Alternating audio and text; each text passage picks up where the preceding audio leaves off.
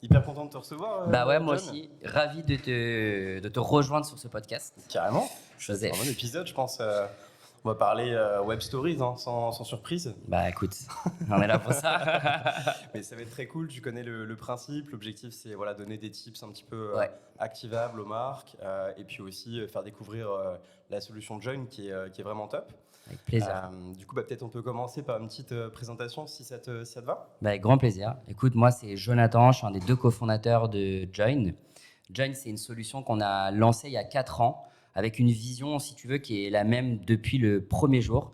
C'est celle de pouvoir offrir aux marques une solution qui va leur permettre de reproduire l'expérience des réseaux sociaux, mais sur leur propre site, pour lever tous les freins à l'achat. Et ça, on le fait justement, tu l'as évoqué, grâce au Web Story, qui est finalement un format qui est inspiré du social media, les stories qu'on connaît, mais qu'on va nous replacer sur les sites et sur les apps mobiles.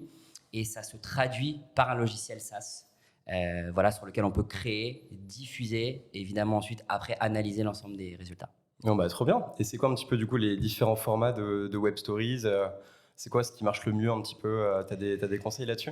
Ouais, bah, en fait, ce que nous, déjà, pour donner un peu de contexte, on a, tu vois, 200 clients à peu près aujourd'hui Ok. dans le monde. Ouais, dans L'Oréal, il y a M6 aussi que vous avez onboardé il n'y a pas longtemps, donc ouais, il y a des Ouais, sacrées exactement. références. Ouais. On a la chance d'avoir de super refs. En e-com, effectivement, on a une quinzaine de marques dans le groupe L'Oréal, Vichy, Lancôme, La Roche-Posay, Trop Garnier, j'en passe. Mais on a aussi beaucoup de marques DNVB, D2C, La Belle Boucle, Les Secrets de Loli, NV Galerie et j'en passe. Et effectivement, ce que nous, on conseille, si tu veux, aux marques, quelle qu'elle soit, quelle que soit la taille, c'est d'aller humaniser leur approche, humaniser leur site. Et donc, forcément, on leur pousse à créer des stories qui mettent l'humain au centre. Donc, ça peut être des stories, évidemment, très UGC. Donc, Ouais. je pense qu'on en reparlera. Mais ça peut être aussi de montrer des unboxings. Ça peut être aussi de montrer des détails produits. Et en fait, je dirais que ce qui regroupe toutes ces web stories, le conseil que je peux donner en numéro 1, c'est que les marques se posent la question de savoir quels sont leurs freins à l'achat. Ouais. Quels sont les freins à l'achat de leurs consommateurs. Et finalement, ensuite, quand on note ça sur un papier, quand on va mettre les différentes équipes autour d'une table, et ben en fait, on connaît les freins à l'achat. Et derrière, et ben ensuite, on peut y répondre avec un format web story. Sachant qu'en fait, si tu veux, aujourd'hui, le trafic, tu le sais aussi bien que moi, il est de plus en plus mobile. Ouais, carrément. Sur le téléphone, en fait, aujourd'hui, les marques, elles ont au minimum, au grand minimum, 70% de trafic Ouais, mobile. Minimum. Mais les gens ne lisent plus le texte. Donc, en fait, si tu vois, tu peux lever les freins à l'achat avec du texte, mais plus personne ne lit. Les gens, aujourd'hui, on regarde la vidéo, mais qu'on ait 60 ans et qu'on soit sur Facebook, et qu'on ait 16 ans et qu'on soit sur TikTok. Finalement, on consomme de la vidéo courte, verticale. Ouais. Et donc, c'est ça le purpose, en fait.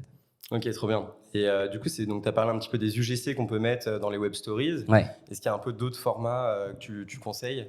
Donc UGC, du coup, pour ceux qui n'auraient pas le terme, c'est User Generated Content.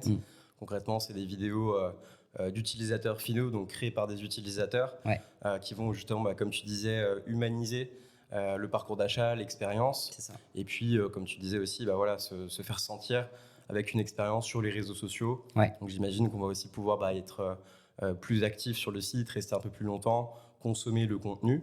Donc il y a les UGC d'un côté. Est-ce qu'il y a d'autres types de contenus, peut-être créés par les marques elles-mêmes, que tu peux ajouter? En fait, oui, c'est un mix, si tu veux, de contenu qui va performer. Ouais. On arrive sur une fiche produit, par exemple, je sais pas, on va prendre une marque cosmétique, on arrive sur une fiche produit d'une marque cosmétique. La question qu'on va se poser, c'est quels sont les ingrédients. Donc, on peut montrer, tu vois, les ingrédients du produit. Mais ça, encore une fois, ça doit être incarné. Ça peut être un créateur de contenu, quelqu'un de la communauté, même quelqu'un qui travaille au sein de la marque. Donc, on va l'incarner. On va montrer effectivement des UGC en parallèle. On va montrer des contenus d'influence également. Tout ça, c'est pour incarner la marque, projeter le consommateur. On va montrer une routine, par exemple, se dire, OK, moi, là, j'achète une crème de jour, mais qu'est-ce que je pourrais acheter comme produit complémentaire? Et ça permet de faire du cross-sell. Et ensuite, pour continuer sur le chemin de lever les freins à l'achat, on peut expliquer la politique de retour, la politique de livraison. On peut aussi faire des avis clients. Alors, encore une fois, l'idée, c'est pas de remplacer les avis clients qui sont avec du texte et des étoiles. Ça, dans tous les cas, il les faut parce qu'on les lit aujourd'hui. Notre cerveau est habitué à ça. Mais on vient compléter tout ça. En fait, aujourd'hui, les gens, encore une fois, ils lisent beaucoup moins. Donc, si on arrive à avoir des avis clients au format vidéo, c'est génial. Encore plus si on a des avis clients avec le produit entre les mains. Moi, je conseille souvent aux marques de se dire, allez voir Amazon, allez sur Amazon, allez sur un produit quel qu'il soit Amazon, regardez les avis clients et regardez les avis clients où il y a juste du texte et ceux où il y a des photos. En fait, on regarde forcément les photos et on a le texte qui complémente l'image, qui complète l'image et c'est parfait. Et donc, nous, c'est ce qu'on essaie aussi d'apporter sur la Web Story. Trop bien. Et du coup, donc ça, c'est plutôt sur les fiches produits, mais est-ce que ça peut se mettre aussi à d'autres endroits sur le parcours d'achat? Ouais. En homepage, ça fonctionne aussi extrêmement bien parce qu'en fait, on va venir créer des carrefours de redirection. En se disant, en fait, quand on arrive sur la homepage, je vais faire rentrer mes consommateurs par la porte du contenu pour aller sur des pages collections ou sur des pages produits directement. Et donc, on peut présenter une collab, on peut présenter un produit, on peut présenter un look, on peut présenter une routine. Tu vois, on peut présenter tous ces produits-là. Il faut être très orienté produit quand même. Tu vois, là, on n'est pas. Enfin, l'idée, c'est pas de faire du contenu très inspirant, très institutionnel, parce que si tu veux, quand on est sur un site, on n'est plus en mode discovery, product comme on peut l'être sur le social. Là, on a avancé dans le funnel. On est quand même dans une démarche soit de réflexion pour acheter, soit d'achat pur et dur. Et donc, il faut que notre contenu, si tu veux, il ait quand même une relation très forte au produit, mais avec un côté humanisant.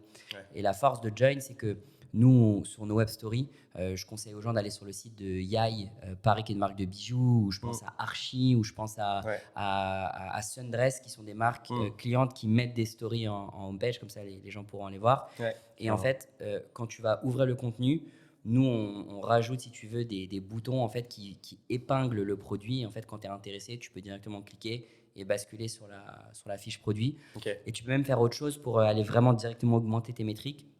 C'est que nous, sur Join, on a la capacité d'ajouter un add to cart directement sur la story. C'est top ça. Et donc ça, ce qui permet de se dire quelqu'un qui est, si tu veux, qui est intéressé. On va prendre l'exemple encore une fois d'une routine make-up. Si tu es sur ta homepage, que tu présentes une routine et qu'en fait tu fais défiler au sein d'une même vidéo les différents tags des produits, si quelqu'un est intéressé par la routine, il peut directement ajouter au panier sa routine et ça empêche, si tu veux, de se dire alors je vais sur une PDP 1, puis une PDP 2, puis une PDP 3. Et là, tu peux assez vite perdre ton consommateur.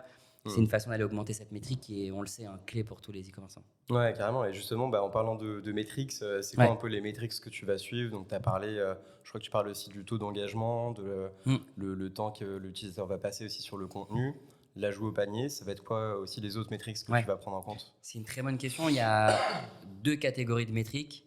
Tu as des métriques très business. C'est les principales, évidemment, c'est celles qu'on traque avec nos marchands en premier temps. C'est de se dire, évidemment, est-ce que ajouter du short content à mon site qui va lever en théorie les freins à l'achat le permet? Et donc on regarde évidemment, est-ce qu'il y a un uplift sur l'add to cart? Ça, c'est la métrique principale parce qu'en fait ta web story, si elle est en PDP, tu as un impact. PDP pour pardon, préciser. PDP, je dis PDP, c'est en anglais, c'est pour dire page produit. D'accord, ok. Mais c'est page produit. J'arrête pas de dire PDP en ce moment parce que c'est bien, on apprend des termes. Les marques, notamment L'Oréal, nous disent beaucoup PDP, donc c'est plus rapide. Mais ouais, donc fiche produit. Et donc, du coup, on va avoir, avec les web stories, un impact direct sur la to-cart. Donc, c'est ce qu'on regarde. Après, il y a évidemment, est-ce qu'on a un uplift du taux de conversion? Alors, forcément, le taux de conversion, c'est hyper important que les marques elles aient en tête qu'un taux de conversion, il dépend évidemment de plein de choses. Si tu as augmenté ton add to cart grâce aux web stories, mais qu'après, au niveau de ton panier, il faut par exemple, tu dois obligatoirement créer un compte. Si la personne elle se déchauffe après pour passer à l'achat, tu te doutes bien qu'il y a plein d'autres facteurs. Et si sa carte passe pas, etc. etc. Puis tu as les flots de postes d'abandon de panier. Mais bien sûr. Qui rentrent en ligne de compte aussi. Évidemment. Mais quand même, nous, on a des benchmarks. Tu vois, on peut aller augmenter jusqu'à 8% le taux de conversion. Parfois, il y a des marques comme Boku, par exemple, c'est jusqu'à plus 12%. Ouais, c'est huge. C'est huge. Donc, mais il faut quand même prendre ça avec des pincettes pour certaines marques. Donc, add to cart, taux de conversion. Et puis après, derrière ça, il y a des métriques un peu plus subtiles que nous, on regarde parce qu'en fait, c'est directement, c'est un impact direct sur le business des marques. C'est deux choses. C'est le nombre de retours produits. En gros, il faut se dire que quand tu mets des web stories sur une fiche produit, donc tu vas mieux décrire ton produit, on va mieux le voir, on va mieux le comprendre. Donc la personne qui achète, elle a plus conscience de ce qu'elle va avoir entre les mains. Pareil, si tu mets une story unboxing, à la fois tu projettes la personne dans la next step après achat, mais tu peux lui permettre aussi de comprendre qu'est-ce qu'elle va avoir entre les mains, même en termes de packaging, de colis, etc. Donc, tu vas diminuer le taux de retour. Et encore une fois, tous les marchands te le diront, le taux de retour, c'est très important. C'est un impact direct sur les bidas, les retours produits. S'il n'y a pas de sujet, il faut le traiter, il faut le gérer, c'est du stock. C'est vraiment très galère. Donc, taux de retour produit qui diminue. Et il y a aussi le nombre de tickets au support. Ça, au début, nous-mêmes chez Join, on s'en était pas aperçu. Mais il faut se dire que quand tu vas exposer des réponses visuelles, vidéo, mobile first à tes prospects qui sont sur ton site, tu vas désengorger ton service client. Ah, Et 100%. qui répond au service client? Ce sont des gens, généralement. Bien sûr qu'avec l'IA, il y a plein de choses qui se mettent en place. Néanmoins, il y a quand même du people derrière. Ouais, c'est clair. Et donc ça, c'est des métriques un peu plus subtiles que nous, on suit. Et puis ensuite, donc ça, c'est métriques business. Et puis ensuite, tu as des métriques vraiment propres au contenu. Et on va se dire, OK, c'est quoi le taux de clic sur nos stories? Donc en fonction de la position, on va se dire, est-ce que ça clique bien? Est-ce que les gens sont intéressés pour cliquer sur le contenu? Ensuite, on va regarder le taux de complétion. Jusqu'à où les gens vont dans une story. Ça démontre l'intérêt ou pas d'un contenu. Comme ça, on peut le supprimer si vraiment ça ne fonctionne pas. Ou alors capitaliser dessus et créer d'autres choses pour d'autres fiches produits si ça fonctionne. Et le taux d'engagement, nous, dans nos stories, on peut mettre des quiz, des sondages, des formulaires. Alors, ce n'est pas tant sur une fiche produit que c'est intéressant de faire ça parce qu'on est dans une démarche d'achat. Donc, on n'a pas envie de poser des questionnaires aux gens.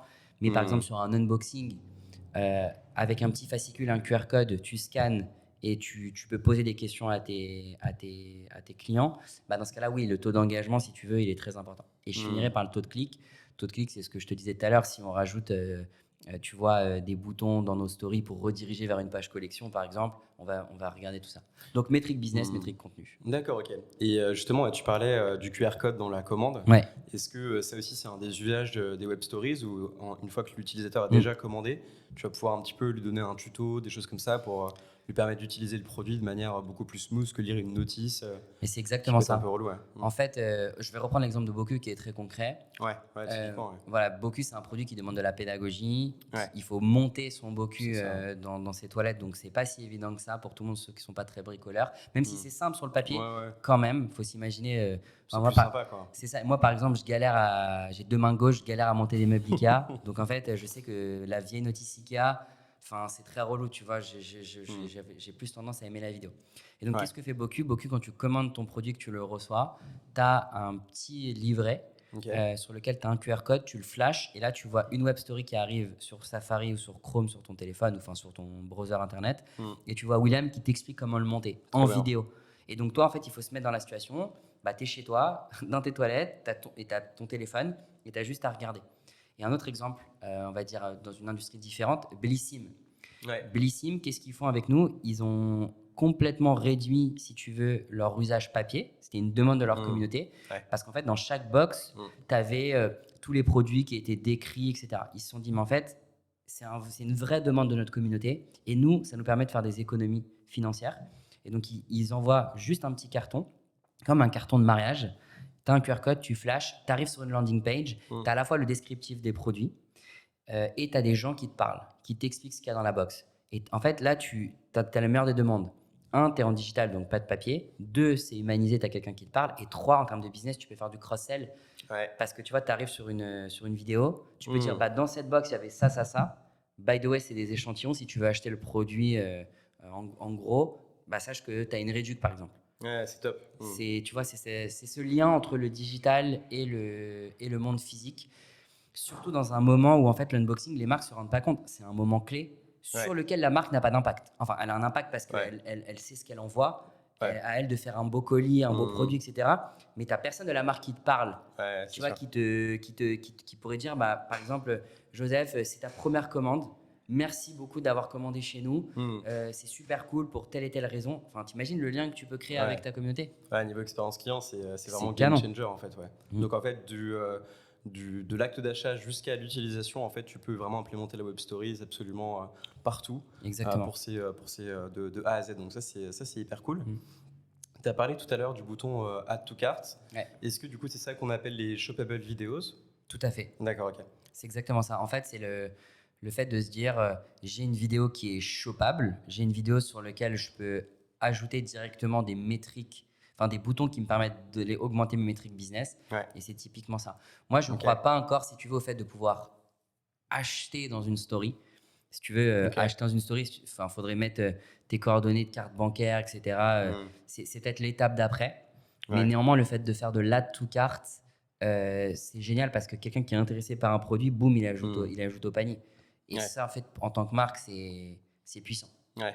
Et justement, est-ce que pour toi, ce serait quoi un peu la web story ultime ou la shoppable vidéo ultime? Si tu devais faire, on peut prendre par exemple un exemple sur une industrie comme la cosmétique, où je sais que c'est pas mal plébiscité, parce que forcément, tu vas avoir besoin de te rassurer, besoin d'avoir quelqu'un qui t'explique un peu, comme tu disais, les ingrédients, etc. Ce serait quoi un peu, tu vois, la web story parfaite pour toi? Il y a le fond et la forme. Ouais. En termes de forme, c'est déjà un contenu qui est vertical pour épouser le téléphone, c'est mieux. C'est une web story qui va durer entre, tu vois, 15 et 30 secondes max. Ouais. Je dis pas que les vidéos plus longues sont pas intéressantes, mais je dis qu'en fait on est dans un moment d'achat et qu'il faut aller droit au but.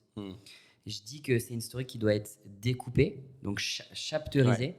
Nous sur Join, on a une fonctionnalité qui s'appelle AI Chapter, qui permet, si tu veux, d'intégrer une vidéo. Tu uploads une vidéo sur Join et ça va te la découper automatiquement, mais en fonction de ce qui se passe dans la vidéo, de ce que la personne dit. C'est-à-dire que c'est pas découpé toutes les 10 secondes bêtement, c'est découpé intelligemment.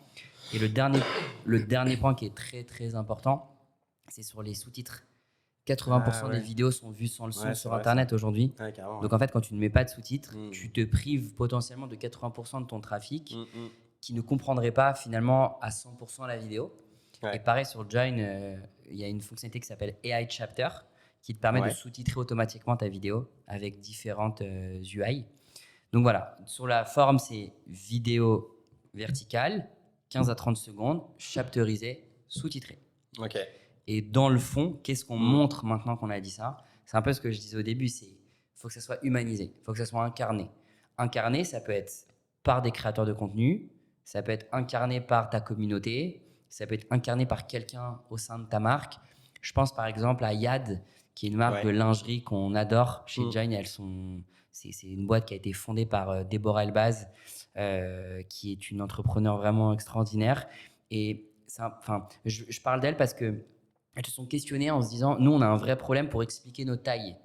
Par exemple, elles vendent des bodys et elles ont un problème pour expliquer leur taille. Et plutôt que de faire un guide de taille classique en mettant, alors si tu fais du 34, chez nous, ça équivaut à un truc, elles ont fait une story, filmée avec leur iPhone, posée sur un trépied avec une petite light, vraiment très sobre, mais surtout très authentique. Et c'est ce qui fonctionne. Et qu'est-ce qu'il y avait dans le fond? Il y avait Claire qui travaille chez Yad, qui était posée, qui était sur le plan, sur le champ, et elle montrait une mannequin qui portait le body et elle expliquait les choses. Et ça, j'ai trouvé ça génial. Parce que, en tant que consommateur, c'est ce qu'on veut. C'est comme si on était en boutique. Ouais, c'est ça. Tu vois, c'est comme si on était en boutique et que tu avais une conseillère ou un conseiller de vente qui t'expliquait, en fait, voilà, par rapport à votre morphologie, moi, je vois plutôt ci, comme ça, etc. Et en fait, elle a expliqué le guide détail comme ça. Alors, encore une fois, il y a une question de positionnement. Tu te doutes bien qu'il y a d'un certain positionnement qui fait que d'autres marques, je sais pas, ultra luxe ou ultra premium ne se permettraient pas de faire ça. Mais c'est une des façons de faire le truc. Donc pour revenir à ta question, c'est dans le fond, c'est humaniser, incarner, que ça soit authentique. Moi, je conseille toujours aux marques de faire des vidéos verticales, des vidéos à l'iPhone, excuse-moi plutôt, parce que c'est le format aujourd'hui qu'on a envie de voir. Oui, puis la qualité, elle est quand même. Mais bien sûr. La preuve, on est en train de filmer à l'iPhone en ce moment même, donc normalement, ça devrait. Et les gens sont choqués de la qualité extraordinaire qu'on leur délivre. Mais oui, en gros, donc voilà, dans le fond et dans la forme, c'est comme ça qu'il faut aborder le sujet. Et j'en reviens à ce que je te disais au départ, c'est il faut se questionner sur quels sont les freins à l'achat et ensuite y répondre. Et il y a un impact direct après sur les métriques. Ok, hyper intéressant. Et du coup, tu parlais d'authenticité à l'instant. Ça m'évoque un peu la question des UGC, justement. Vous, de votre côté, donc, alors j'ai 2 questions en fait. La première, pour revenir un petit peu en arrière avant de parler des UGC, une question que je me posais, c'est est-ce que chez Join, vous proposez les vidéos un petit peu interactives ou c'est pas forcément quelque chose qui est possible? Par exemple, tu es dans la story et puis en fonction de là où tu vas cliquer sur ce que la personne dit, tu vas pouvoir aller dans un autre, tu vois, ça enchaîne sur une autre vidéo.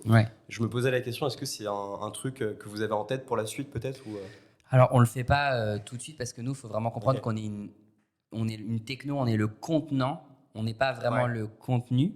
On essaie de faire en sorte que les marques agrègent le plus facilement possible leur contenu et on va venir aider à la marge sur la partie création avec, tu vois, on a 150 templates sur notre outil, template avis client, template UGC, template influenceur, template livraison, etc. qui va venir aider la mise en forme de ta vidéo. En revanche, là où on va aider sur les UGC, par exemple, c'est que nous, on s'est questionné, on s'est dit, qu'est-ce qui est hyper chronophage en tant que marque et quels sont les problèmes structurants dans une marque e-commerce concernant les UGC. Et ben en fait, il y en a deux. Il y a déjà le fait de pouvoir récupérer les UGC, c'est très galère. Pourquoi ? Parce qu'ils sont postés sur TikTok, ils sont postés sur Insta. Parfois, tu as des stories qui sont postées le dimanche. Donc toi, en tant que marque, comment tu fais pour récupérer ton contenu ? Tu l'as pas, il disparaît.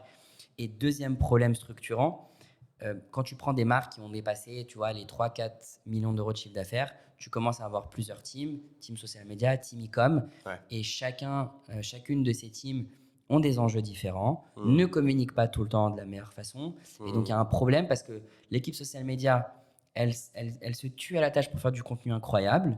Ce contenu incroyable, finalement, il est loqué dans les réseaux. La team e-com se dit, en fait, comment je pourrais avoir accès à ton contenu ? Du coup, il faut se faire quoi ? Il faut s'envoyer des WeTransfer, mais il n'y a pas moyen de les intégrer sur son site. Bref, tu vois, c'est ce problème de communication. Et donc, comment on a résolu, nous, le problème chez Join ?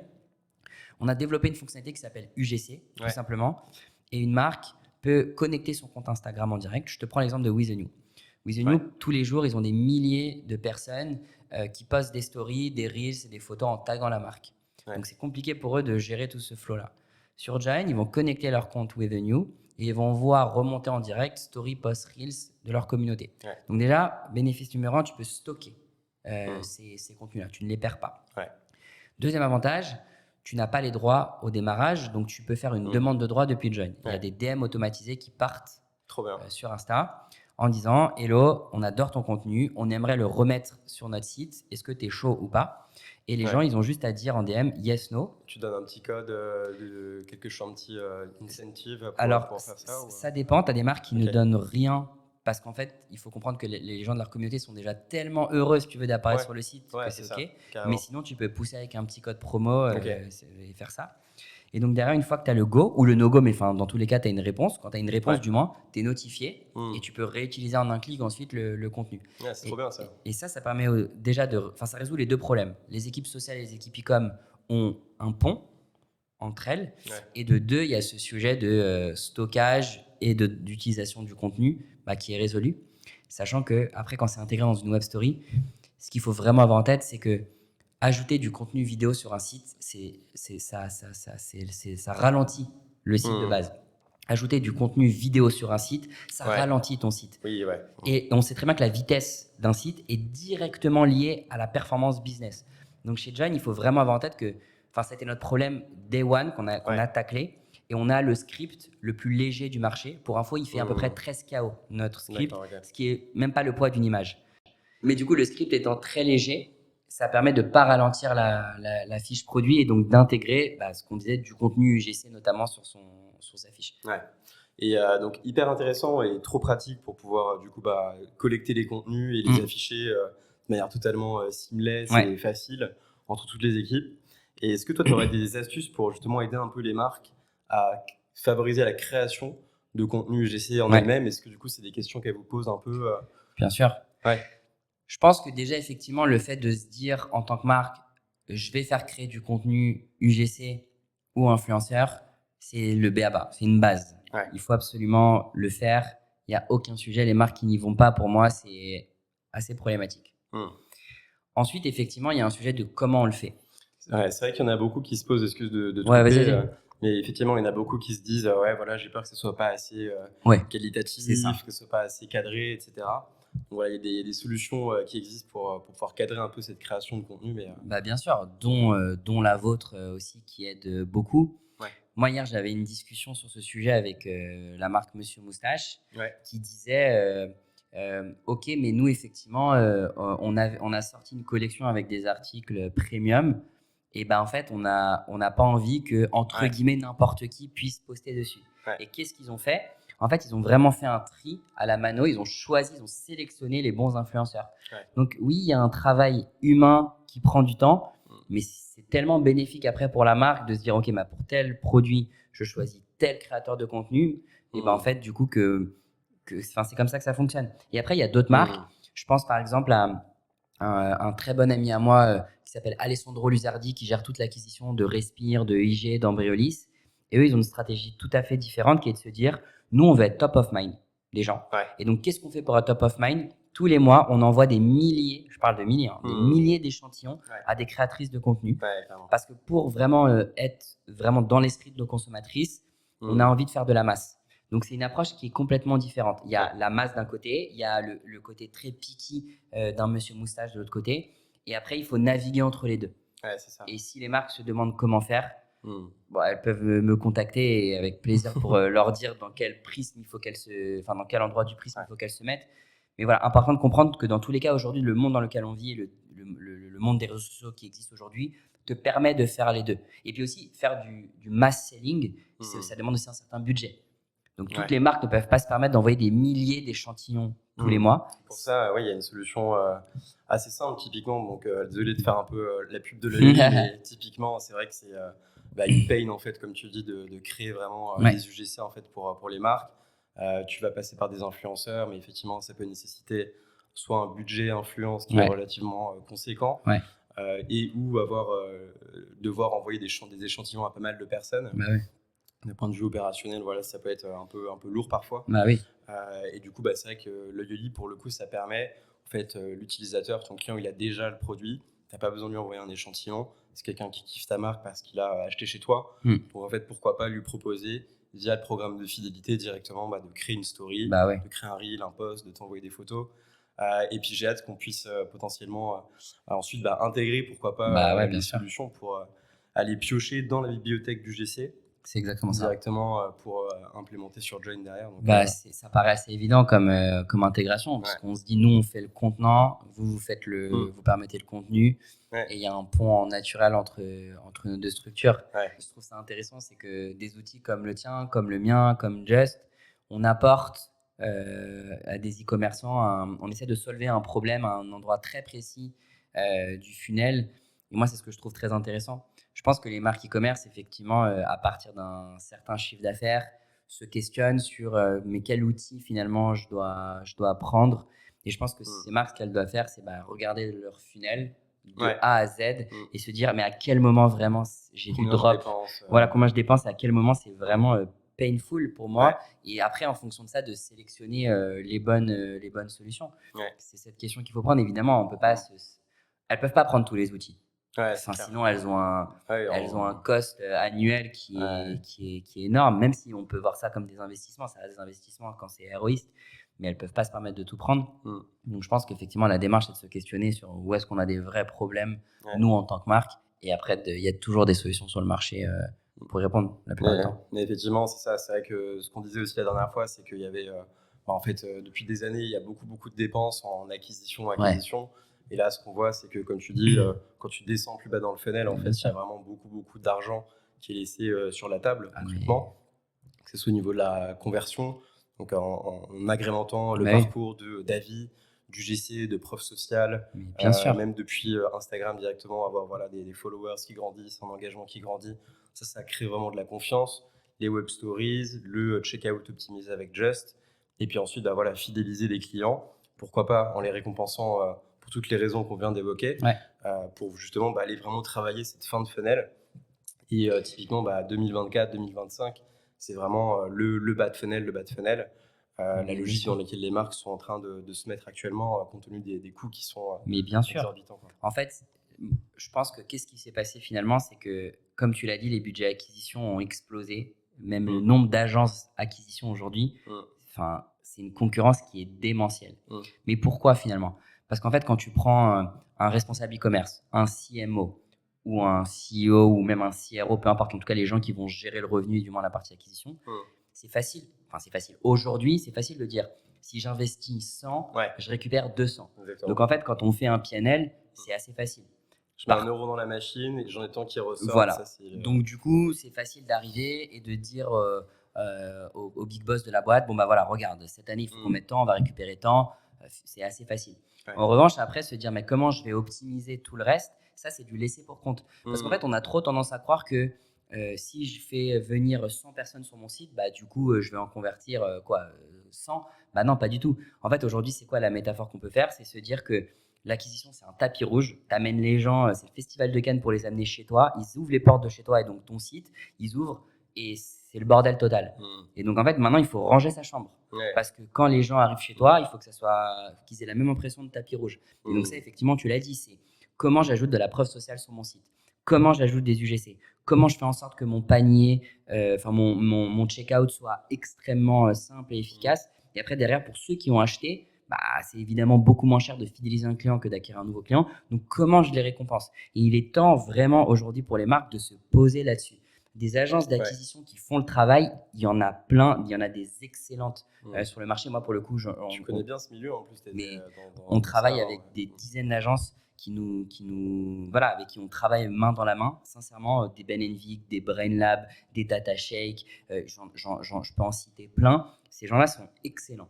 Donc en fait, pour moi, c'est pas un sujet. Les marques peuvent se staffer comme il faut. Aujourd'hui, le sujet, il est autre. Aujourd'hui, le sujet, il est de se dire, OK, conversion et fidélité, qu'est-ce que je fais? Genre concrètement, qu'est-ce que je fais? Quand on est sur mon site, en fait, est-ce que mettre un pack shot, un produit, une réduction et mettre une drop-down en disant livraison, ça, retour, ça, ingrédients, c'est ça, est-ce qu'on pense vraiment que c'est une bonne expérience en 2024? La réponse, je suis catégorique, c'est non.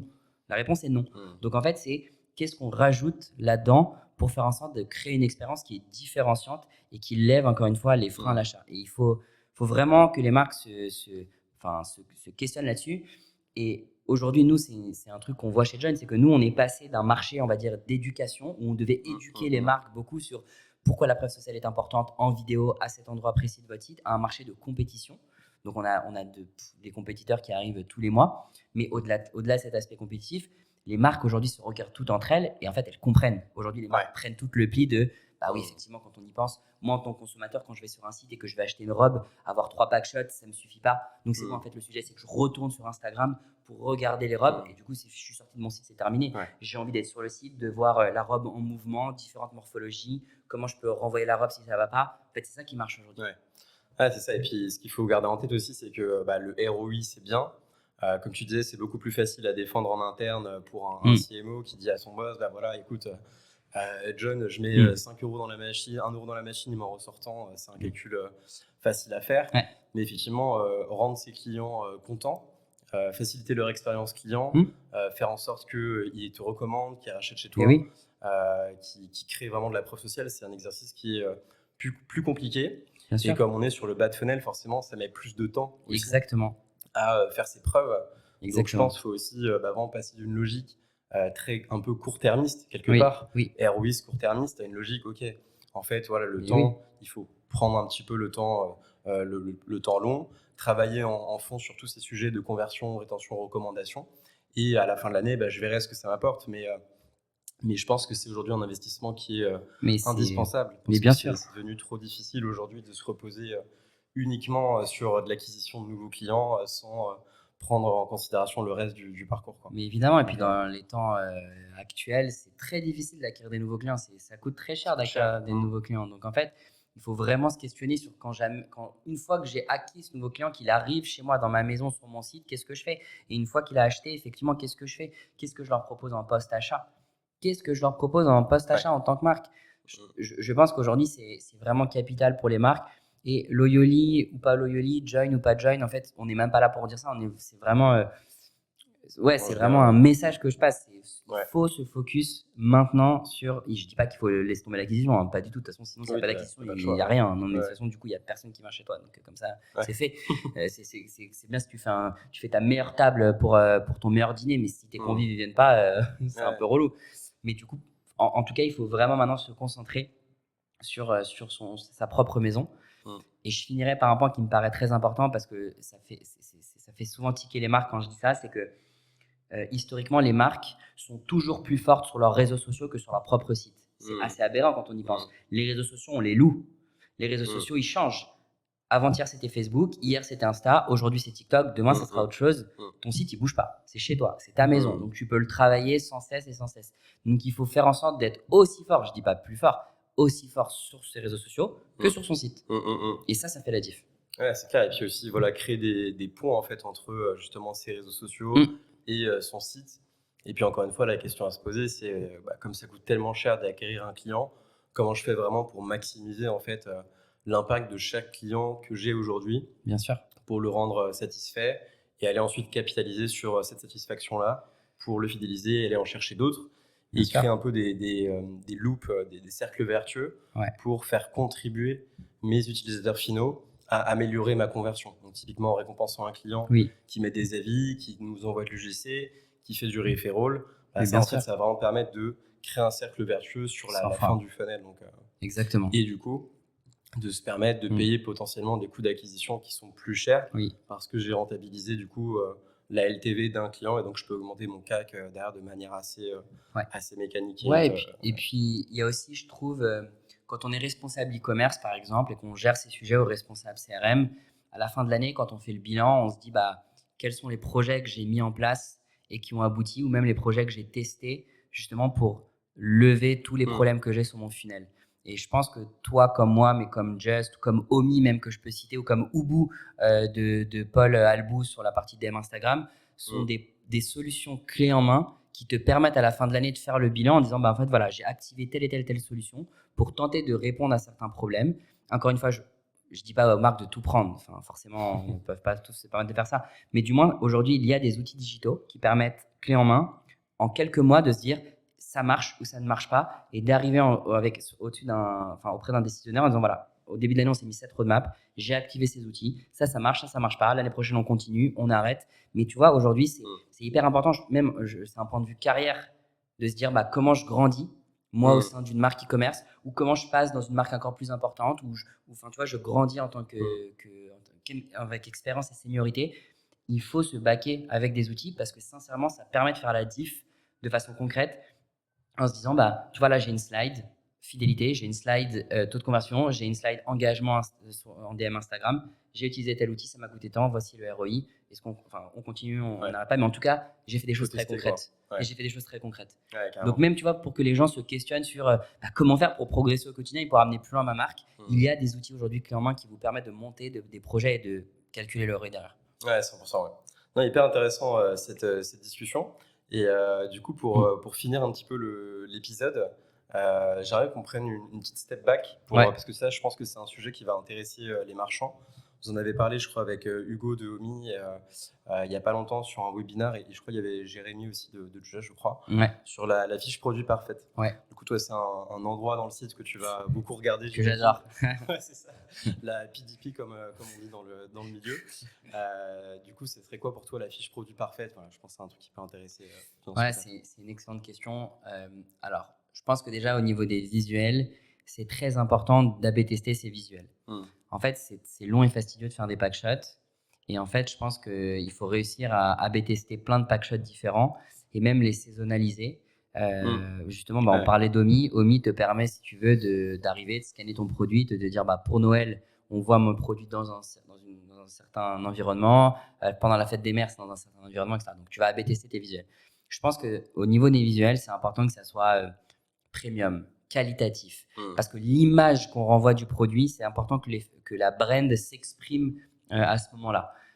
Quel que soit le produit qu'on vend. Je pense que on arrive, on a envie d'acheter le produit, il faut qu'il soit désirable, ce produit. Et c'est pas parce que on n'est pas Cartier. Tu vois, c'est pas le fait de montrer des bijoux.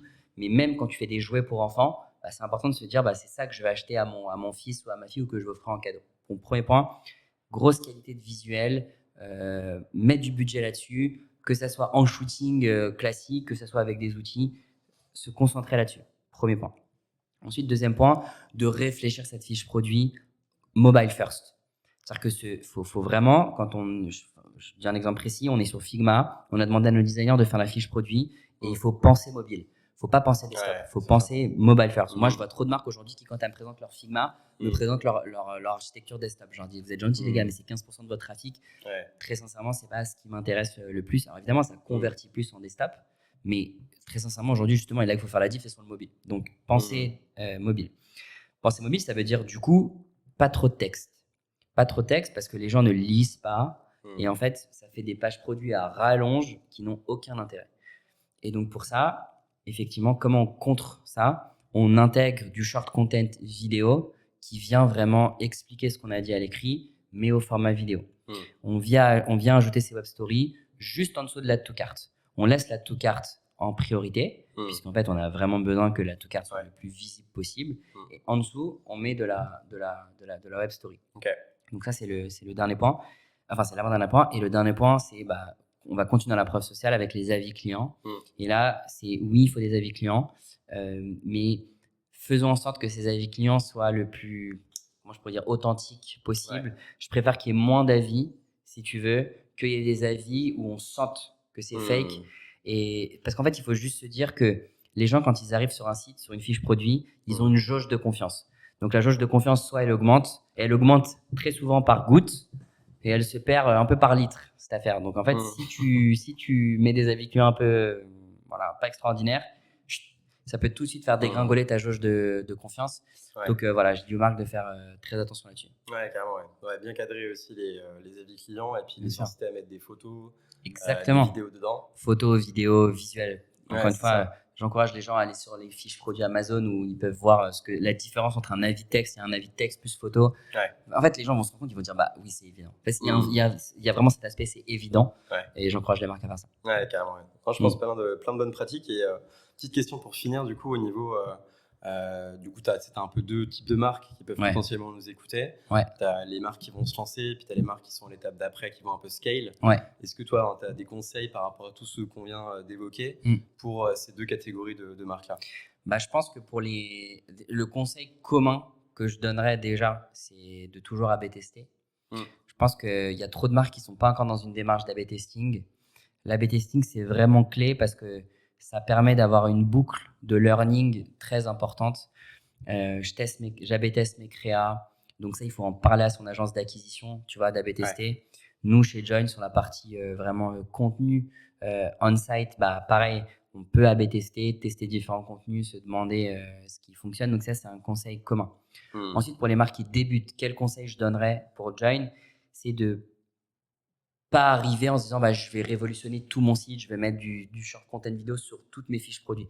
En fait, si on a une seule ref, du coup, il n'y a pas de sujet. Si on a 10 refs, il n'y a pas de sujet. Par contre, si on a 50, 100 et voire parfois des milliers de refs, on commence par ses best-sellers ou ses produits du moment et on commence light, petit.